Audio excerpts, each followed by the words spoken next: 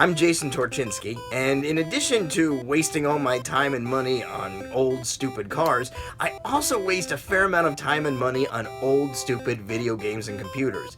So I decided today to combine my mutual loves of miserable old things, both car and computer and video game related, and present to you what I think is an important thing to know. It's possibly the worst driving video game ever made. It's called Auto Racing for the Mattel Intellivision.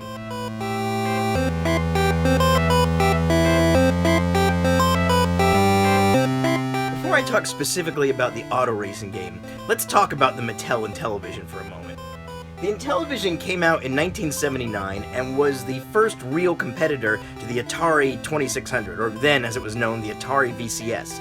The very first video game console wars were fought between the Atari and the Intellivision. Now, the Intellivision had better graphics than the Atari in some ways. It actually had less colors and lower resolution, but it had more video memory, so it could actually draw more complex images, especially when it came to things like background images, where it used a tile-type system.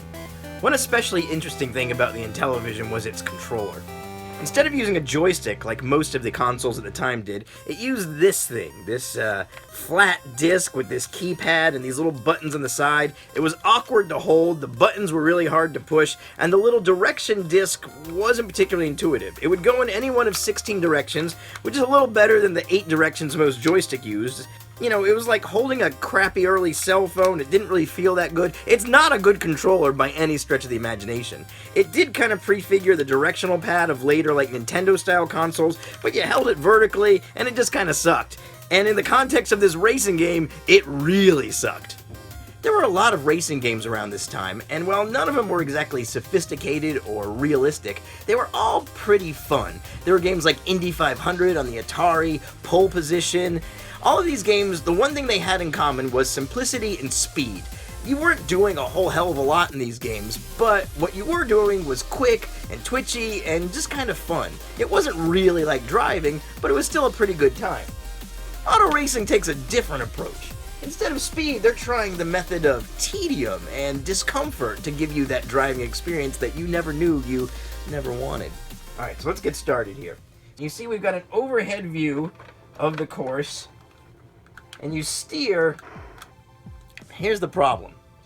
You steer. They designed it in 2 different ways, and this is the later way you do it. You steer, like, left and right moves the steering wheel left and right, no matter which way your car is actually facing on the screen, because it's an overhead view. So there's a lot of times where steering will go the opposite direction of what you want. It's extremely counterintuitive. Also, you notice you can get caught up in these shrubberies and things and end up going really slow. Now, one kind of cool thing about it is you can spin out and you can kind of drift through turns, but you also end up crashing all the time. You don't accelerate, because that's automatic, and you just kind of drive along here. The overhead view is not bad, and the graphics are actually pretty nice. The amount of steering you have to do is really unclear. See, I'm on the straightaway, so I want to turn this way, so I'm going to turn left, and I crank it left. There we go, we turned, and keep going this way.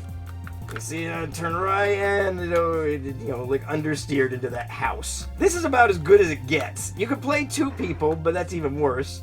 It's just all a pain in the ass. Alright, so I'm moving. I don't even know why I stopped. Okay, there we go. Oh, the brake stopped. Okay, this button's a brake. And you skid a little bit. Let's turn. No, turn the other. See, look, there's no. I thought I was telling it to turn.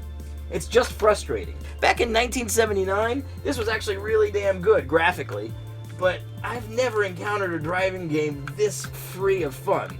When you're going even okay, it's like even when you're doing alright, it's not that much fun. You're just barely keeping the car on the track. This is terrible. This game's unplayable. This game is awful, and it sucks. This right here, the Intellivision auto racing game, the worst driving game ever made.